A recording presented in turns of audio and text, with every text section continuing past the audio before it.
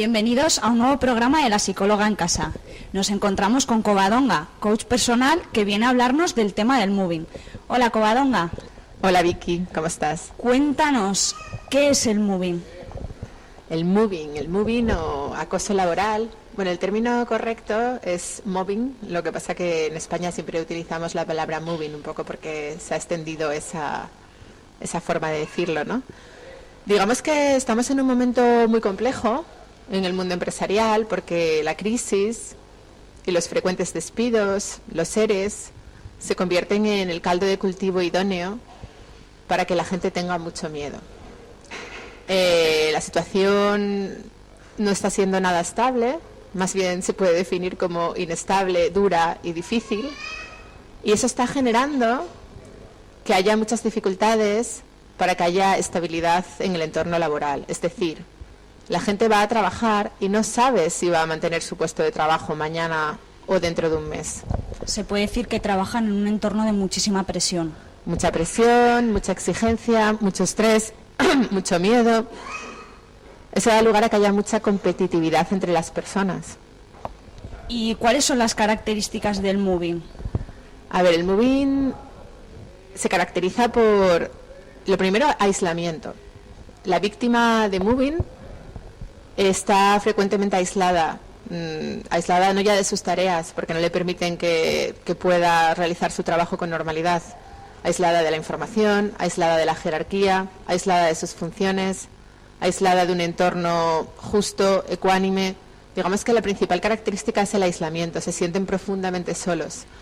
Da igual lo que hagan, da igual que intenten ser productivos en su trabajo, que intenten ser eficaces, siempre reciben un feedback negativo, siempre son juzgados como que su trabajo no está bien, como que lo hacen todo mal, de una forma que pues no se corresponde con la realidad. Ellos se esfuerzan y da igual. O sea, en el momento en el que eres una víctima de mobbing, tus supervisores, tus superiores jerárquicos, tus compañeros te hacen ver que todo lo que estás haciendo lo haces siempre mal, que siempre te equivocas y que nunca llegas. Pero eso lo siente una persona por sí misma, se crea víctima del moving, o es un perfil acosador primero quien le hace sentir así. Vale, eso es lo que me iba a poner a definir previamente. Digamos que lo primero es el caldo de cultivo. Hay mucho miedo, ¿vale? Luego se da la circunstancia de que hay una persona que siempre hay gente que sobresale, que es gente más brillante, que es gente más trabajadora. Entonces puede haber dos factores. Uno, los demás lo ven como una amenaza. Lo ven como una amenaza porque efectivamente es más brillante, porque efectivamente es un tío más competente. Y eso a los demás les genera que se alíen en su contra, o es alguien muy ingenuo, con, digamos, mucha ética personal, que nunca ataca, y entonces es muy fácil endosarle y convertirle en un chivo expiatorio de todos los errores de la organización. Digamos que son dos factores: o bien te tengo miedo porque eres una amenaza para mí porque te veo mejor, inconscientemente, o bien eres perfecto para que te convierta en el chivo expiatorio de todos mis errores y posibles incompetencias porque sé que no me la vas a devolver, ¿no? Entonces se genera una dinámica por la cual una persona que no es cierto que sea ineficaz, que no es cierto que sea incompetente, empieza a sentir rechazo por parte de sus compañeros y de sus superiores en cuanto a sus funciones laborales. Vamos, que normalmente el acoso laboral se da en un modo jerárquico laboral, podríamos decir. Puede venir por parte de tus superiores, pero también puede venir por parte de tus compañeros. Y de hecho hay un 4% de casos de mobbing que es por parte del inferior, del subordinado, a su jefe. Aunque generalmente suele ser en el mismo escalón jerárquico o por parte de tus superiores. Y bueno, suelen estar involucrados todos. Y digamos que esta persona empieza a ver cosas raras. Empieza a ver como que él intenta hacer las cosas como las había estado haciendo habitualmente, pero que eso no se valora, que surgen problemas y conflictos que él no controla y que no empieza a no comprender. Y hay un punto también que eso tiene tal impacto en la autoestima que la persona que está sufriendo ese acoso laboral durante un periodo de tiempo, durante esa primera fase inicial del mobbing, empieza a creer que se merece eso, empieza a dudar de sí mismo, empieza a preguntarse si realmente está haciendo las cosas como debería de hacer, e incluso se empieza a creer menos de lo que en realidad es, se empieza a, digamos, como... Realmente se infravalora como persona. Se infravalora. ¿Y qué me dirías acerca del perfil del acosador? ¿Qué tipo de personas entran en el perfil de acosador? A ver, es gente que tiene mucho miedo, es gente muy mediocre. Y me recuerda como, de hecho el mobbing, el acoso laboral, tiene mucho en común con el acoso escolar. Es como si fueran los niños malos del instituto que se metían con otro niño, que se han hecho mayores. Digamos que es una conducta que la llevan ya, todo esto te estoy hablando inconscientemente, porque obviamente estas cosas tienen que pasar muchos meses para que la gente tome conciencia de que está potenciando el mobbing, ¿no? Pero está claro, o sea, es gente que se han hecho adultos, que aprendieron ese patrón de acoso siendo adolescentes o siendo niños, y que cuando se sienten eclipsados por otro o cuando tienen mucho miedo porque sienten que pueden perder su puesto de trabajo, automáticamente su modo de defensa es acosar a alguien. Vamos, cuando ven un acoso amenazante, ¿no?, que les puede quitar lo que tienen. Cuando ven una situación amenazante, claro, el motor de todo es el miedo. O sea, nadie hace daño porque sí. Ellos tienen un profundo miedo. Digamos que en la empresa el caldo de cultivo es terrible ahora mismo porque hay muchísimo miedo, muchísima inestabilidad, no sé si voy a venir a trabajar mañana.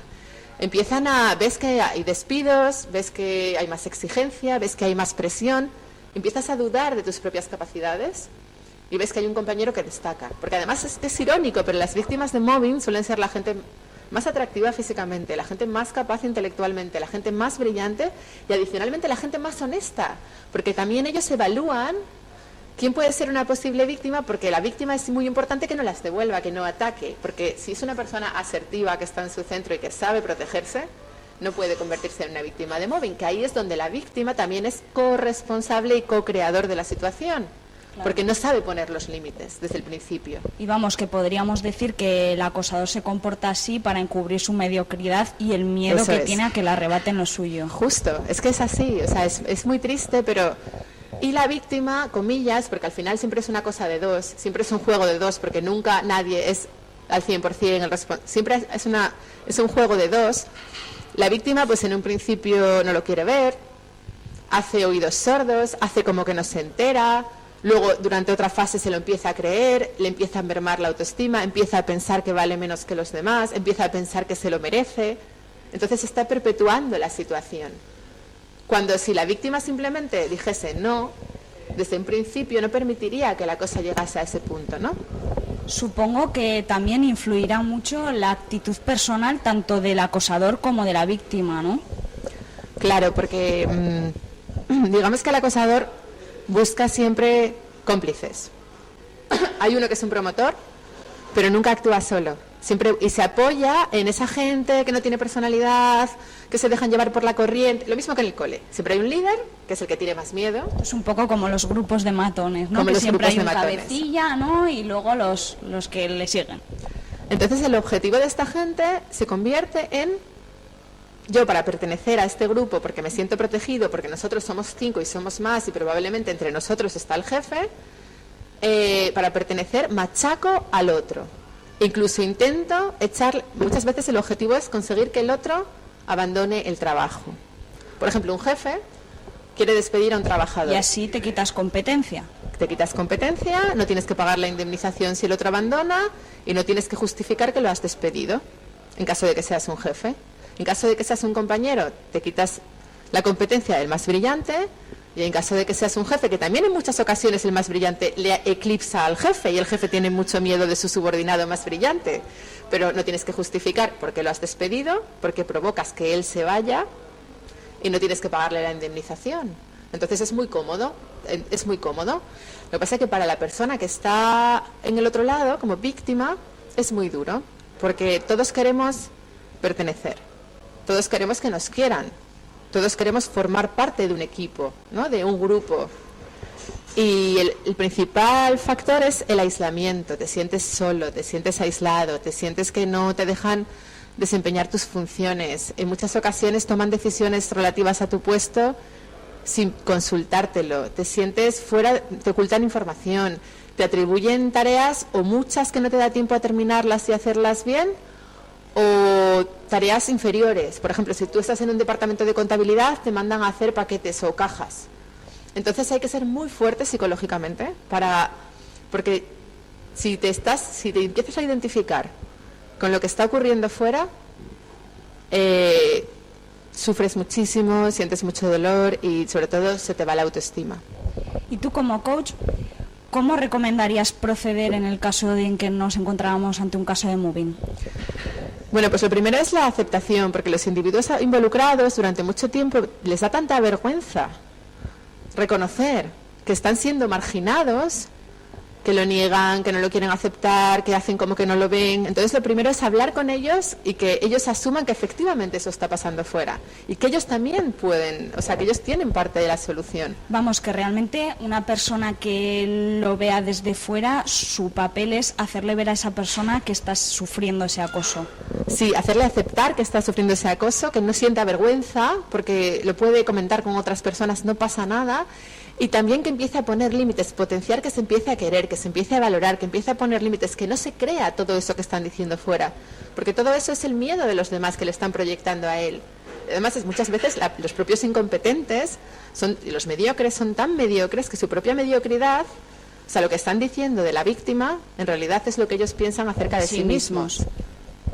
Y entonces es nada, pues concienciarlo de que él puede, si quiere, de que simplemente se trata de ser más asertivo, de saber poner límites, y si ve que no puede porque la organización, porque digamos que estamos en un estado muy muy avanzado en el cual no hay marcha atrás, pues ahí buscar ayuda, ponerse en manos de un coach o de un psicólogo y que no se le hunda la autoestima, que no se deje de valorar a sí mismo por eso, porque hay gente que se quedan años inhabilitados, años de baja y que no se pueden reincorporar al trabajo. Estamos hablando de un tema muy serio.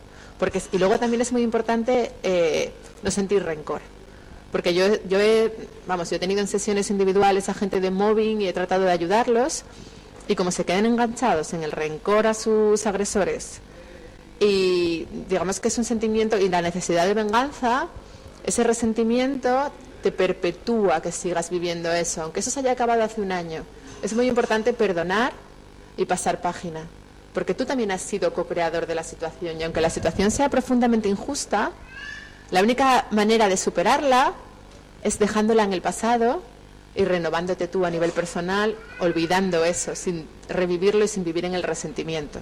Vamos, te iba a preguntar qué pautas le darías a una persona que haya sufrido acoso laboral para superar esta situación, pero creo que ya me has respondido, ¿no? Importantísimo el perdonar, alejarse del rencor, ¿no? Aceptar que todo pasa por algo, que nada es casualidad, que de ahí vienen cosas mejores y que cuando nosotros sufrimos una situación de mobbing también somos corresponsables, porque no nos estamos amando, porque no nos estamos poniendo en nuestro sitio y porque no hemos sabido protegernos.